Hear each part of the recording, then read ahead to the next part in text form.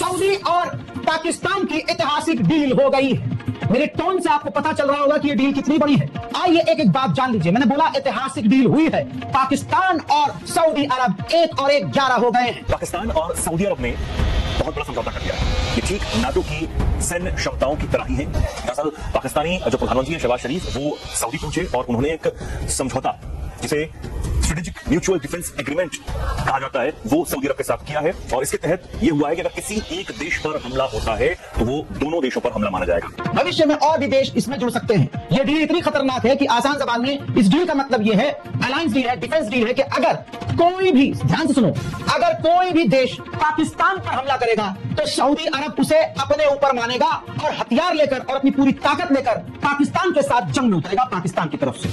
और अगर सऊदी अरब पर हमला हुआ इसी तरह से, तो फिर पाकिस्तान अपनी पूरी ताकत और पूरी सेना लेकर सऊदी अरब की मदद के लिए आगे आएगा। और पाकिस्तान सीधा अब हमारे लिए और बड़ा खतरा भारत के लिए। कैसे? क्योंकि भारत के साथ हमेशा जंग के हालात बने रहते हैं।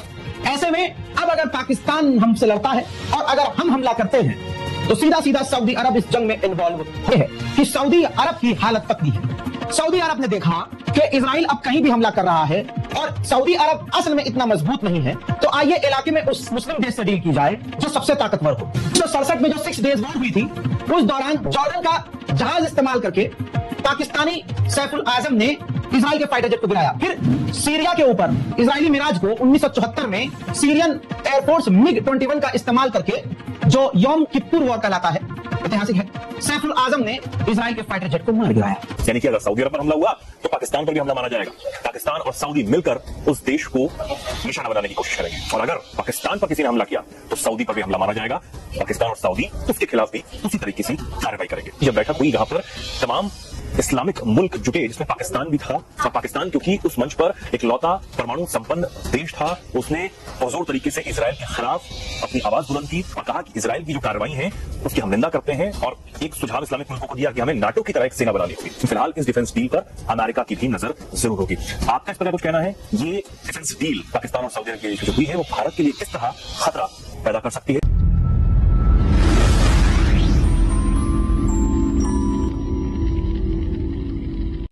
सऊदी और पाकिस्तान की ऐतिहासिक डील हो गई है।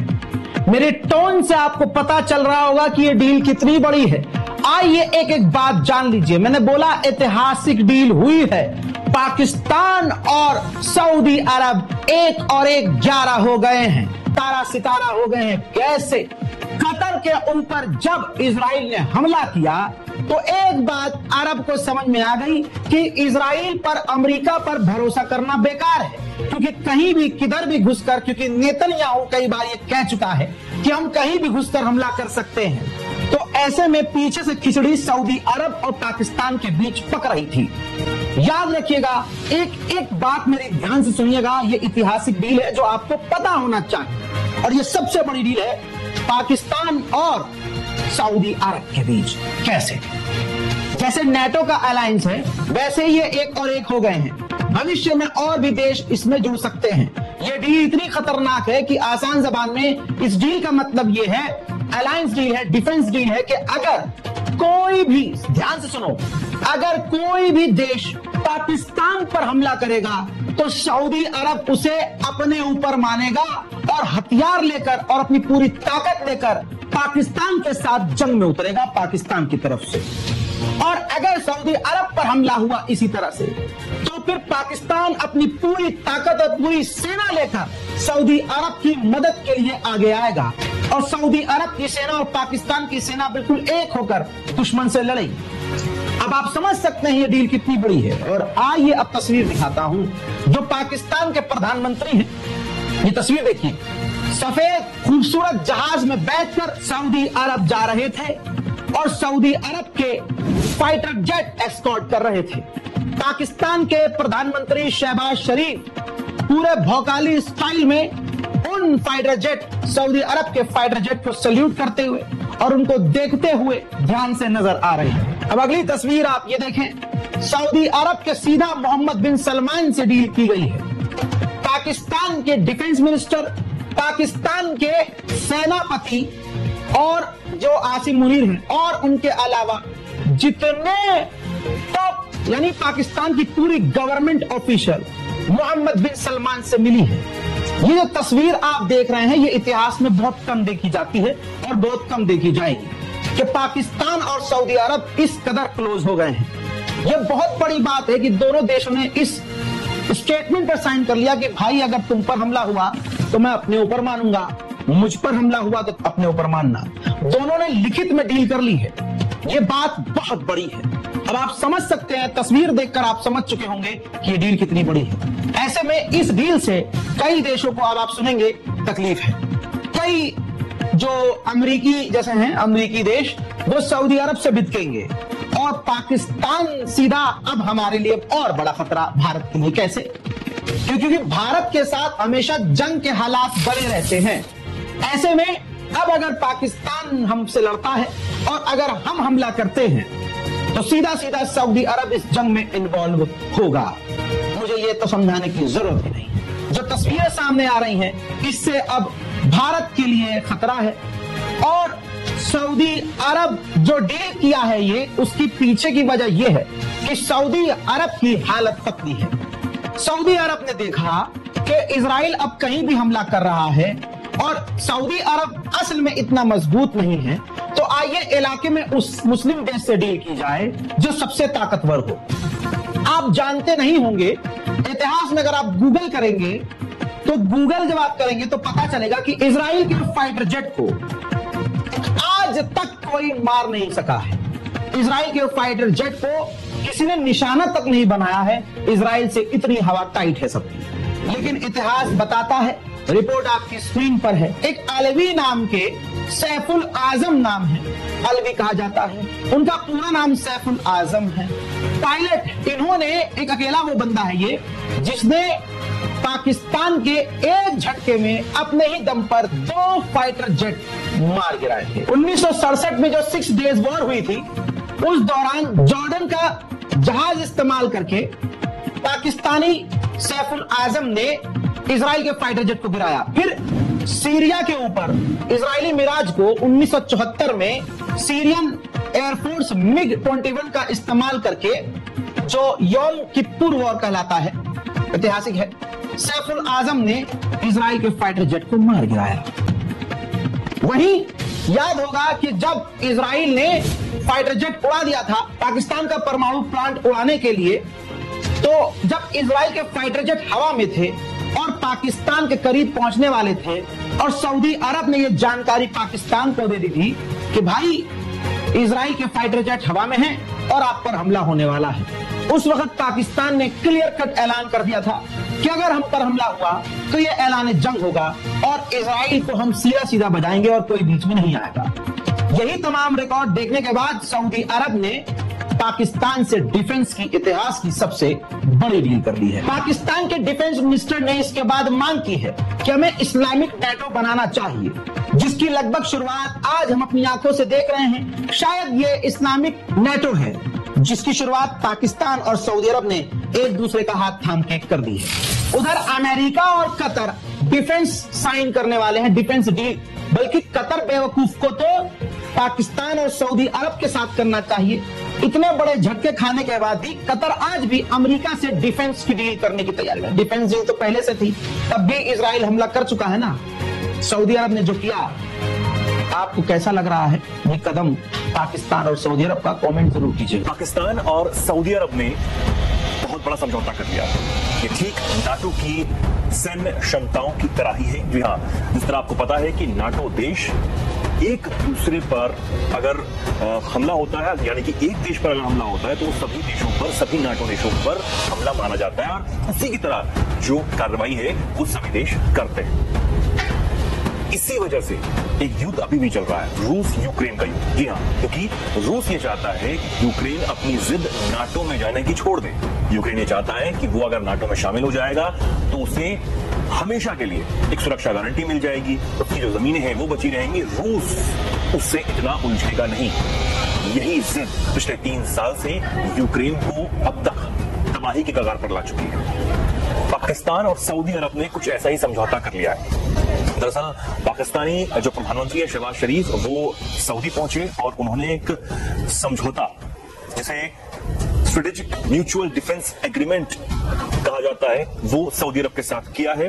और इसके तहत ये हुआ है कि अगर किसी एक देश पर हमला होता है तो वो दोनों देशों पर हमला माना जाएगा। यानी कि अगर सऊदी अरब पर हमला हुआ तो पाकिस्तान पर भी हमला माना जाएगा। पाकिस्तान और सऊदी मिलकर उस देश को निशाना बनाने की कोशिश करेंगे, और अगर पाकिस्तान पर किसी ने हमला किया तो सऊदी पर भी हमला माना जाएगा। पाकिस्तान और सऊदी उसके खिलाफ भी उसी तरीके से कार्रवाई करेंगे। तो अब ये समझौता प्रधानमंत्री शहबाज शरीफ, जैसे मैंने आपको बताया, वो सऊदी अरब की यात्रा के दौरान उन्होंने ये किया है। वो रियाद पहुंचे, जहां अल यमामा पैलेस में क्राउन प्रिंस और प्रधानमंत्री मोहम्मद बिन सलमान मौजूद थे। उन्होंने उनका स्वागत किया, और ये तस्वीरें आप अभी जो स्क्रीन पर देख रहे हैं, ये तब की ही तस्वीरें हैं। पाकिस्तानी मीडिया की रिपोर्ट के मुताबिक प्रधानमंत्री कार्यालय की तरफ से जो बयान जारी किया गया है वो भी समझने वाली बात है। ये कहा गया है कि ये समझौता जो है वो 8 दशकों पुराने रिश्ते, भाईचारे, इस्लामी एकजुटता और साझा रणनीति हितों पर आधारित है। इसका मकसद रक्षा सहयोग को और गहरा करना और किसी भी हमले के खिलाफ साझा रोकथाम क्षमता को मजबूत बनाना है। इसमें साफ तौर पर यह लिखा है कि अगर किसी एक देश पर आक्रामक कार्रवाई दोनों देशों पर आक्रमण मानी जाएगी। यानी कि पिछले दिनों जो ऑपरेशन सिंदूर भारत ने चलाया पाकिस्तान में आतंकी ठिकानों को नेस्तनाबूद कर देने के लिए, पीओके वाले क्षेत्र में आतंकी ठिकानों को तबाह कर देने के लिए, उसके खिलाफ उसके बाद आपको पता है कि आतंकियों को बचाने के लिए पाकिस्तानी सेना किस तेजी से सामने आई थी और भारत के रिहायशी इलाकों को निशाना बनाया गया था। ड्रोन्स जो हैं वो जम्मू और पंजाब वाले क्षेत्र में लोगों के घरों तक पहुंचाए जा रहे थे। हालांकि कई जो मिसाइलें हैं, कई जो ड्रोन्स हैं, उनको हमारे एयर डिफेंस सिस्टम ने ही तबाह कर दिया। लेकिन फिर भी जिस तरीके से पाकिस्तान ने आतंकियों के लिए ढाल बनकर एक तरीके से कार्रवाई की थी और एक हमला माना था, हालांकि उसमें सीजफायर हुआ, तमाम चीजें हुई, सबको पता है। लेकिन पाकिस्तान तैयारी करता हुआ नजर आ रहा है। पाकिस्तान जिस तरीके से ये समझौता आप किया है और इसे 8 दशकों पुराना रिश्ता बताया है कि ये सबसे बड़ा सिरदर्द भी भारत के लिए बन सकता है। हालांकि भारत के पास इसको काउंटर करने के लिए बहुत सारी चीजें जरूर होंगी, लेकिन अभी हाल ही में हम सबको पता है कि OIC की जब बैठक हुई, जहां पर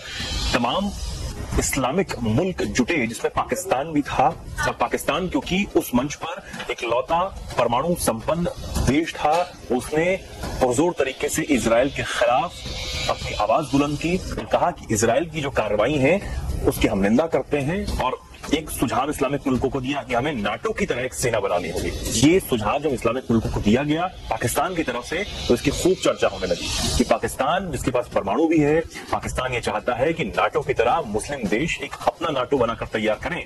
और कितनी उसमें रुचि होगी मुस्लिम देशों की, ये तो आने वाले समय में पता लगेगा। लेकिन फिलहाल नाटो की तर्ज पर जो समझौता सऊदी अरब के साथ पाकिस्तान ने कर लिया है, वो कहीं ना कहीं एक सोचने वाली बात है। इस पर चिंता जो है वो होनी चाहिए।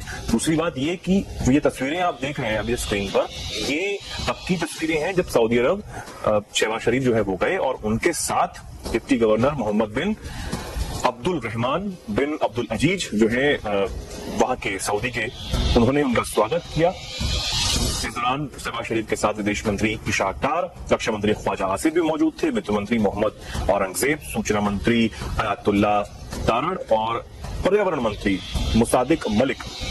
इसी के साथ आपको नजर आ रहे हैं असीम मुनीर, फील्ड मार्शल पाकिस्तान के। हालांकि इन्हें अगला तानाशाह भी माना जाता है पाकिस्तान का, लेकिन ये पूरी फौज लेके जब शहबाज शरीफ सऊदी अरब इस पैलेस में पहुंचे और ये समझौता हुआ, तो कहीं ना कहीं बहुत सारी चर्चाएं अब हो रही हैं। तमाम जो जानकार हैं वो इसको लेकर चर्चा कर रहे हैं कि इसका असर अब भारत पर कैसे पड़ सकता है।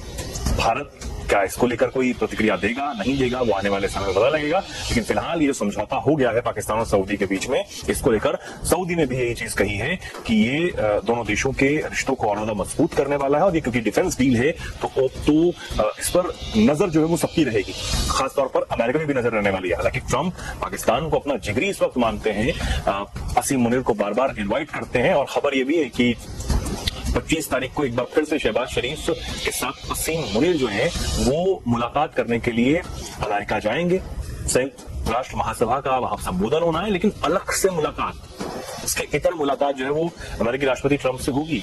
क्या कुछ इस बार बातचीत होगी, वो सामने आ पाएगी, नहीं आ पाएगी, ये देखने वाली बात होगी। लेकिन फिलहाल इस डिफेंस डील पर अमेरिका की भी नजर जरूर होगी। आपका इस पर क्या कुछ कहना है?